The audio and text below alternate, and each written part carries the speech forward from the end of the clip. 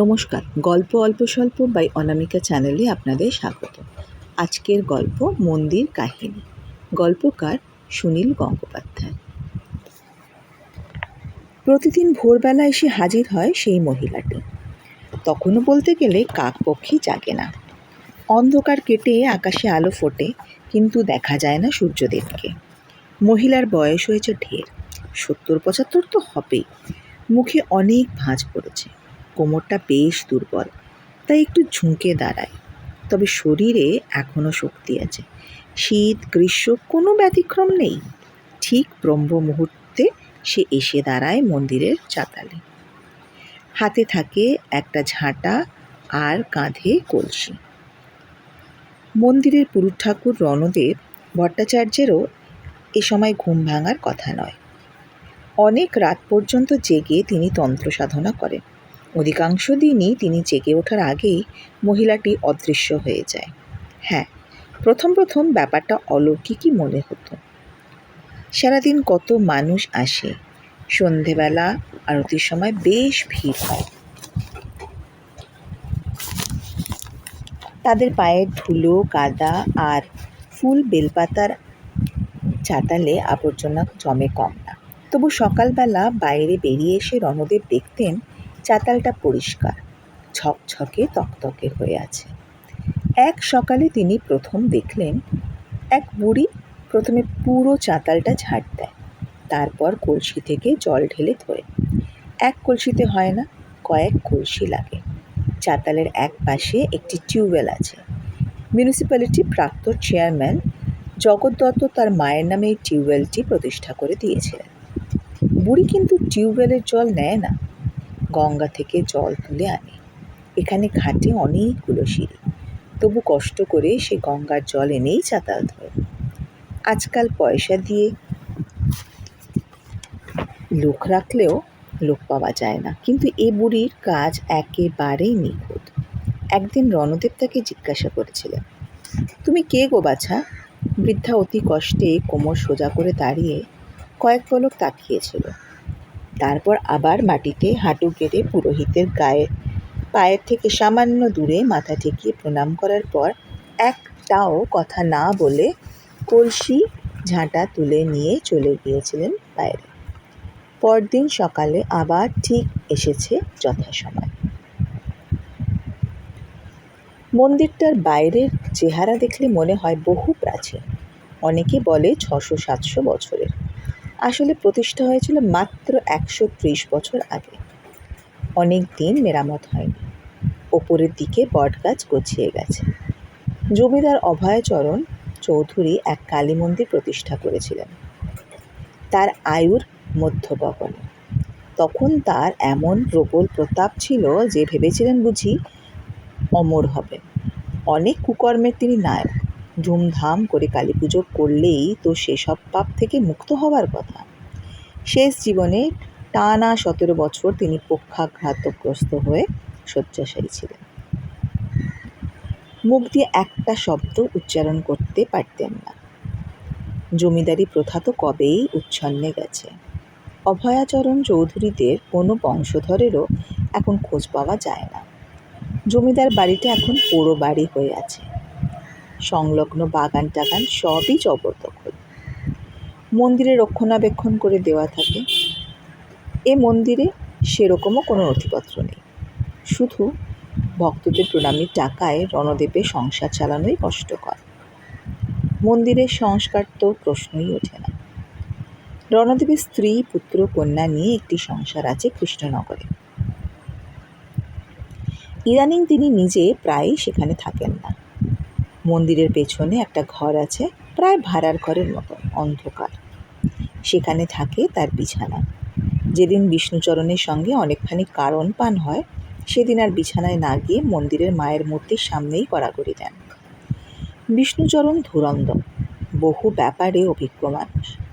শান্তিপুর বাজারে তার একটা মশলার দোকান আছে, কিন্তু তার আসল পেশা বন্ধকি কারবার। সোনার উপর গয়না বাঁধা রেখে চড়া সুদে ঋণ দেন। অনেকেই সেসব গয়নার ফেরত নিতে পারে না। দেবদ্বিজে বিশেষ ভক্তি নেই বিষ্ণুচরণের। রণদেব কিছুদিন স্কুলে তার সহপাঠী ছিলেন। সেই সূত্রে এখনও সম্পর্ক রয়ে গেছে। মদ্যপানের পক্ষে মন্দির বেশ সুবিধাজনক জায়গা। শাক্ত মন্দির, তা কারণবাড়ি নাম দিয়ে শুদ্ধ করে নিলে আর দোষ থাকে না। এই বিষ্ণুচরণই একদিন দুঃসংবাদটি দিলেন।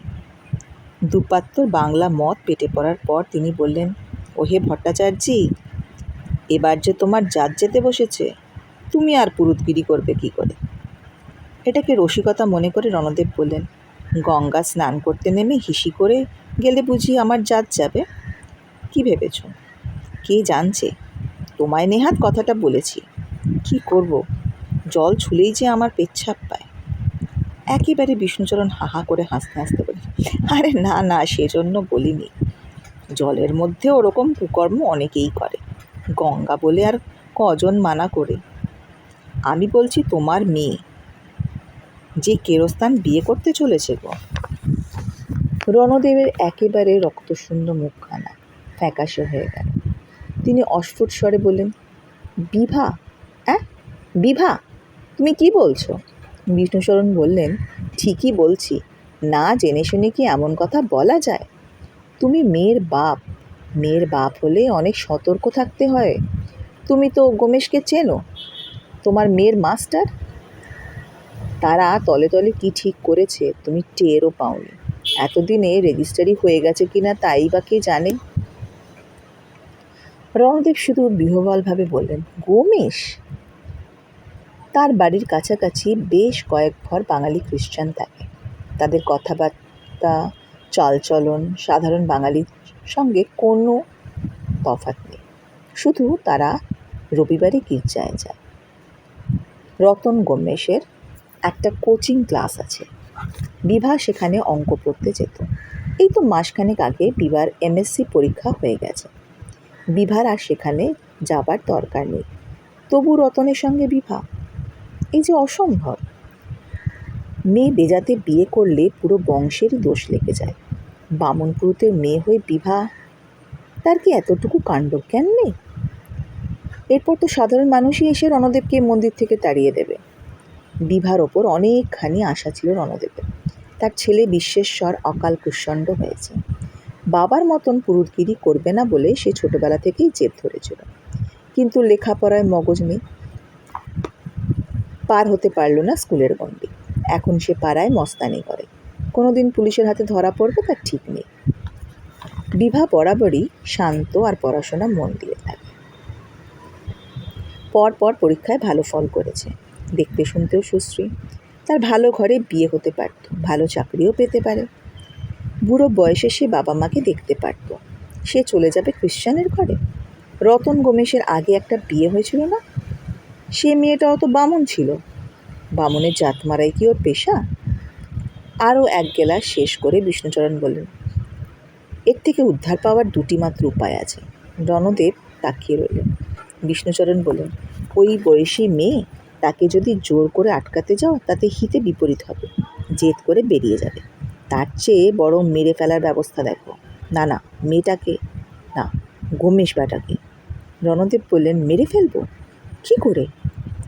তোমার মাকে ডাকো, মা কালীকে বলো, তোমার এত বড় সর্বনাশ হতে যাচ্ছে, তুমি এত বছর মায়ের সেবা করলে, মা এবার ওই কেরস্তানটাকে কলেরায় মেরে ফেলুন। ভট্টাচার্য এ কথা মাকে বলতে পারবে না? মায়ের পক্ষে তো এ অতি সহজ, প্রতি বছর কত লোক কলেরায় মরছে। রণদেব একেবারে নির্বাক। কি ভরসা হচ্ছে না? মা পারবেন না? আমাদের ঠাকুর দেবতাদের তো শুধু নিজের ভক্তদের ওপরেই যত জোর, অন্য জাতের মাথার ওপর এক চুল ছোঁয়ানোর মুরুদ নেই। নইল তো সাহেবরা যখন এদেশে এসে কত অত্যাচার করতে লাগলো, লাখো লাখো হিন্দু কেরস্তান বানালো, তখনই আটকাতে পারত। তোমারও জাত যাবে, মা শুধু ফ্যাল ফ্যাল করে দেখবেন। আর দ্বিতীয় উপায়টি কি? গমেশটাকে তুমি নিজেই খুন করো। নিজের হাতে পারবে না জানি, লোক লাগাও, বাজারে গুন্ডাদের 2000 টাকা দিলেই আরামসে গমেশের লাশ ফেলে দেবে। 2000 টাকা? যদি ধরা পড়ে যায়? না না, ও আমি পারবো না। তোমার আপত্তিটা কিসে? 2000 টাকায় না ধরা পড়ার ভয়? রণদেব উত্তর দিতে পারলেন না। সেই বৃদ্ধাটির পরিচয় জানা গেছে কয়েকদিন আগে। আগে এখানে গঙ্গার ধারে সরু একটা রাস্তা ছিল, এখন সেটা চওড়া হয়েছে। গাড়ি ঘোড়া যায়, বাস যায়, বাসের জানলা দিয়েই দেখা যায় পল্লীটিকে। খুপড়ি খুপড়ি একতলার ঘর, দরজার সামনে বিকেল থেকেই দাঁড়িয়ে থাকে মুখে পাউডার ও ঠোঁটে রং মাখা মেয়েরা। রাস্তা চওড়া করার আগে সামনের দিকে কিছু দোকানপাট ছিল, সেগুলি ভেঙে দেওয়ার আব্রু চলে গেছে। এ পল্লীটি অনেক পুরনো। আগে এখানে সমৃদ্ধ গঞ্জ ছিল। যেখানেই গঞ্জ বা বড় হাট থাকে অনেক কাঁচা টাকার লেনদেন হয়, সেখানেই বেশ্যাপল্লী গজিয়ে ওঠে। এখন গঙ্গার ভাঙনে সেই গঞ্জ অদৃশ্য হয়ে গেছে। যাত্রী নৌকা ভেড়ে পায় না। তবু গোটা 15 মেয়ে জীবিকার জন্য রং মেখে দাঁড়ায়। এদের অন্য কোথাও যাবার যোগ্যতাও নেই, জায়গাও নেই। খদ্দের কমে গেছে, তাই এখানকার স্ত্রীলোকেরা খানিকটা বয়স হলেই বাতিল হয়ে যায়। তখন তারা লোকের বাড়ি বাড়ি ঝিকিরি করে। যাদের সে কাজও জোটে না, তারা শান্তিপুর বাজারে ডিম বিক্রি করে। এদের মধ্যে তবু সেই কয়েকজনই ভাগ্যবতী যাদের মেয়ে আছে, মেয়েও এই পেশা চালাচ্ছে। তারা তবু মাকে দেখে, নিজের রোজগার দুজনে ভাগ করে খায়। মানদা বাতিল হয়ে গেছে প্রায় 20 বছর আগে। তার মেয়ে বাসন্তীরই বয়স 40-এর বেশি, কিন্তু তার শরীর বেশ মজবুত। বাসন্তী ভারী ভালো মেয়ে, তার টাকা পয়সার লোভ নেই। দিনে 2 জন খদ্দের বসাতে পারলেই সে সন্তুষ্ট। মাতাল কিংবা হল্লাবাজদের সে পছন্দ করে না। সেরকম কেউ এলে সে দরজা বন্ধ করে দেয়। মায়ের সঙ্গে বাসন্তীর খুব ভাব। মাকে সে বেশি পরিশ্রম করতে দেয় না, রান্নাবান্না দুজনে ভাগাভাগি করে সেরে নেয়। মা বাসন্তীর চুল বেঁধে দেয়, পায়ে আলতা পরিয়ে দেয়। ঘরের লোক এলে মানদা বটতলায় চলে যায়। সেখানে বটগাছের গুড়িটা গোল করে সিমেন্ট দিয়ে বাঁধানো। ওপারে খানিকটা তেরপলের ছাউনি, সেখানেই বসে থাকতে হয় অনেক রাত পর্যন্ত। কোনো কোনো রাতে আর ঘরে ফেরাই হয় না। মানদার মতন আরও 2-4 জন বাতিল বেশ্যাকেও রাত কাটাতে হয় ওই বটতলায়। মানদার অবশ্য তাতে দুঃখ নেই। সকাল থেকে সারা দিনটা তো সে ঘরের মধ্যেই শুয়ে বসে কাটাতে পারে। যখনই দামিনীর কথা মনে পড়ে, তখনই মানদার নতুন বুড়িরা বুঝতে পারে সে তুলনায় তারা স্বর্গসুখী আছে। এককালে কতই না চটক ছিল দামিনীর, তার রোজগারও ছিল সবচেয়ে বেশি। সেই দামিনীর হঠাৎ সারা গায়ে ফুটে বেরোলো পাড়া রোগ। পঙ্গু হয়ে যাওয়ার পর তার আর ঝিকিরি করা কিংবা বাজারে বসে ডিম বিক্রি করারও ক্ষমতা ছিল না। পয়সা করে কিছুই রাখতে পারেনি। শেষ পর্যন্ত সেই ভিক্ষে করে খেতে লাগলো রেল স্টেশনে। সেখানে একদিন মরে পড়েছিল।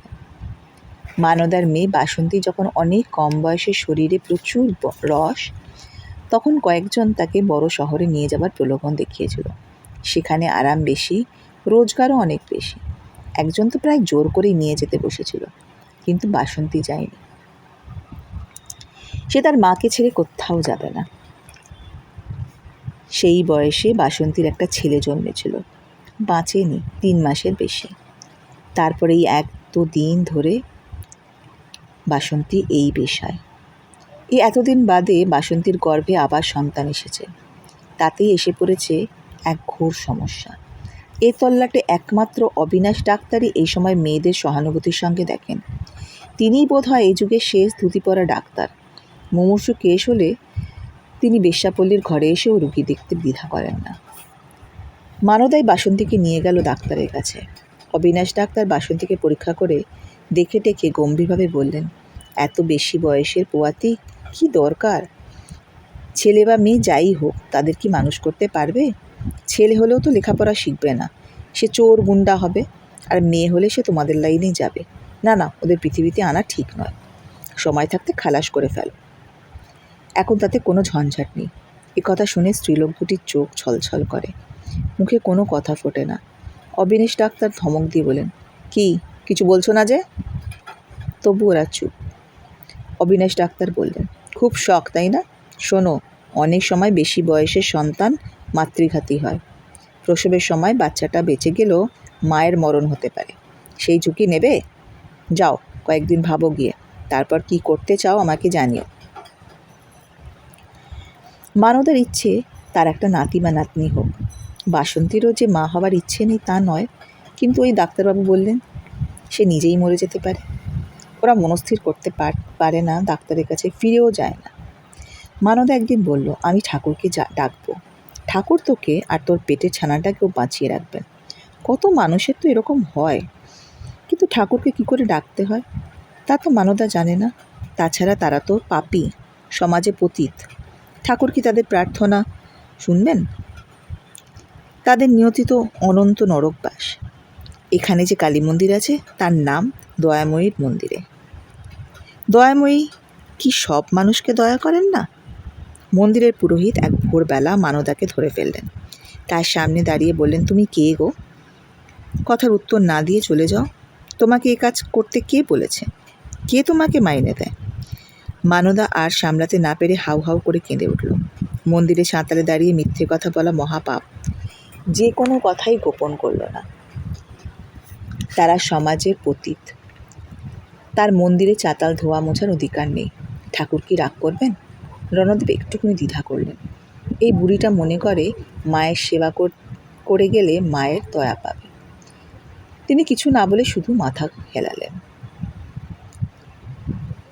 বিভা যে এত জেদি তার বাপ মা আগে বোঝেনি। দুজন অনেক বোঝাবার চেষ্টা করলেন, তবু সে তার সংকল্প ছাড়বে না। সে গমেশকে বিয়ে করবেই, কথা দিয়ে ফেলেছে।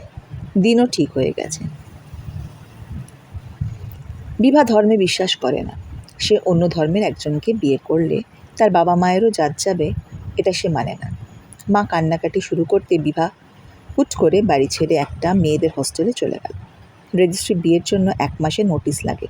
সেই 1 মাস সে হোস্টেলেই থাকবে। মাত্র 1 মাস সময়। এখন বিয়ে বন্ধ করার একটা মাত্র উপায়, গমেশকে মেরে ফেলা। বিভা তাকে খুবই দুঃখ পাবে, হয়তো জীবনে আর বিয়েই করতে চাইবে না। সেও তা ভালোই হবে, কিন্তু ভাড়াটে খুনি লাগিয়ে খুন করবার সাহস রণদেবের নেই। তাছাড়া কদিন ধরে এই কাগজে লেখালেখি হচ্ছে একটি চাঞ্চল্যকর ঘটনা নিয়ে। বারাসাতের কাছে একটি মিউনিসিপ্যালিটি চেয়ারম্যানকে খুন করিয়েছে তারই এক বন্ধু। দুজন ভাড়াটে খুনি ধরা পড়ে সব স্বীকার করে নামধাম বলে দিয়েছে। বিষ্ণুচরণের জ্বর হয়েছে বলে কয়েকটা দিন আসে না। রণদেব রাত 10টার পর ফাঁকা মন্দিরে কালী মূর্তির সামনে একা বসে থাকেন। মনের মধ্যে তার একটাই প্রশ্ন গুমড়ে গুমড়ে ওঠে, মা তাকে কোনো সাহায্যই করবেন না? আজ 41 বছর ধরে তিনি মায়ের সেবায়িত, কোনো দিন তো পুজো আচ্চার ত্রুটি করেননি। হঠাৎ মানদা নামের ওই বুড়ি বেশ্যাটার মুখ তার মনে পড়ে। কি গভীর বিশ্বাস ফুটে ওঠে ওর মুখে চোখে। মন্দিরে চাতাল ধুয়ে মুছে ও মায়ের সেবা করেছে। সেই সেবা দিয়ে ও মাকে খুশি করে 2টি প্রাণ বাঁচাতে চাইছে। রণদেবের বিশ্বাসের কি এতখানি জোর আছে? তিনি কালীমূর্তির দিকে এক দৃষ্টে তাকিয়ে রইলেন। মায়ের কাছে কত রকম মানত করে, বহু লোক পুজো দিয়েছে, সকলেরই প্রার্থনা পূরণ হবে, এ কি তিনি সত্যি সত্যি বিশ্বাস করেছেন কখনো? অন্য জাতের অন্য ধর্মের কোনো মানুষের উপকার কিংবা ক্ষতি করার ক্ষমতা আমাদের ঠাকুর দেবতাদের থাকে না। বিষ্ণুচরণ এটা ঠিক কথাই বলেছিল। গমেশকে মা মারতে পারবেন না, তাহলে তিনি বিভাকেই মেরে ফেলুন না কেন? তাহলে তো তার পুরোহিতের জাত বাঁচে। পরক্ষণে রণদেব ভাবলেন, ছি ছি, তার নিজের সন্তানের মৃত্যু কামনা করছেন? না না, কিন্তু কথাটা মনে এসেছিল তো ঠিকই। হাত জোর করে রণদেব বললেন, ক্ষমা করিস মা, ও কথা শুনিস না, তাহলে আমার অন্যত্র নরকবাস হবে। কিন্তু মা, তুই আমার জাত বাঁচানোর জন্য কিছুই করবি না? হঠাৎ রণদেবের চোখে পড়ল কালীমূর্তির বাঁ দিকের স্তনে একটা ফাটা দাগ। বালি পাথরের তৈরি মূর্তি মাঝে মাঝে এখানে সেখানে ঝুরঝুরে হয়ে যায়। কাউকে না জানিয়ে রণদেব নিজে সেসব মেরামত করেন। সেসব সময় রণদেবের মনে হয়, এই পাথরের পুতুলের কি সত্যি প্রাণ আছে? এ পুতুল কি সত্যি কারোর প্রার্থনা শুনতে পায়? এ কথা মনে এলেও তৎক্ষণাৎ আবার মন থেকে ঝেড়ে ফেলেন। মা তো মাই, নিজের মায়েরও তো রোগভোগ হয়। কালীমূর্তিরই বা স্তন ফাটবে না কেন? দিন ঘনিয়ে আসছে। আর 9 দিন পরেই বিভা এক খ্রিস্টানের গলায় মালা পরাবে। তারপরই সব জানাজানি হয়ে যাবে। রণদেবের ভেতরে ভেতরে পুঞ্জীবিত হচ্ছে অসহায় ক্রোধ। বিস্ফোরিত চোখে তাকিয়ে থাকতে থাকতে একসময় তার মনে হলো, এই পাথরের মূর্তিটা ভেঙে চুরমার করে দিলে কেমন হয়? বোবা পাথর। সঙ্গে সঙ্গে আবার তার অপরাধ বোধ হলো। এসব তিনি কি ভাবছেন? কোথা থেকে আসছে এই চিন্তা? নিজেকে শুদ্ধ করা দরকার। বাইরে বেরিয়ে এসে এত রাত্রেও তিনি গঙ্গায় একটা ডুব দেওয়ার কথা ভাবলেন। সিঁড়ি দিয়ে কয়েক ধাপ নেমে যাওয়ার পর আবার তার মনে হলো একটা পরীক্ষা বাকি আছে। মা তার সেবা আর চান কি চান না তা একবার পরীক্ষা করে দেখা দরকার। উঠে গিয়ে তিনি মন্দির থেকে এক গোছা নারকেল দড়ি নিয়ে এলেন। ঘাটে অনেক ইট পড়ে থাকে। তিনি 3খানা ইট দড়ি দিয়ে বাঁধলেন। তারপর নেমে এলেন জলে। ভর বর্ষার গঙ্গা ছলছল করছে। আকাশে আজ পূর্ণিমার চাঁদ। এদিকে কোনো মানুষজন নেই। রণদেব বুক জল ছাড়িয়ে গিয়ে ইট বাঁধা দড়ির ফাঁসটা পরে নিলেন গলায়। তারপর ঝাঁপ দিলেন সামনের দিকে। তলিয়ে যেতে যেতেও তিনি ভাবলেন, মা কি তাকে বাঁচাবেন না? এভাবে তার মৃত্যু হতেই পারে না। তিনি তো কাউকে মারতে চাইছেন না, নিজেকে বাঁচাতে চাইছেন। তবু সাহায্য করবেন না মা? একেবারে শেষ অবস্থায় প্রকৃতির নিয়মে রণদেবের মায়ের কথা ভুলে গিয়ে নিজেকে বাঁচাতে চাইলেন। প্রাণপণে খুলে ফেলার চেষ্টা করলেন দড়ির ফাঁস। কিছুতেই পারলেন না। একটি শিশু যেন কিছু না বুঝে খেলতে গিয়েছিল, এক মারণ খেলা। সেভাবেই ডুবে গেলেন রণদেব জেনেও যেতে পারলেন না যে একটু আগে বেশ্যাপল্লীতে বয়ে গিয়েছিল আনন্দের হিল্লোল। বাসন্তী একটি কন্যা সন্তান প্রসব করেছে। দুজনেই বেঁচে আছে। মানদা উলু দিয়ে স্বাগত জানিয়েছে সেই শিশুকে। বাসন্তীর মুখে পড়েছে জ্যোৎস্নার স্নিগ্ধ আর।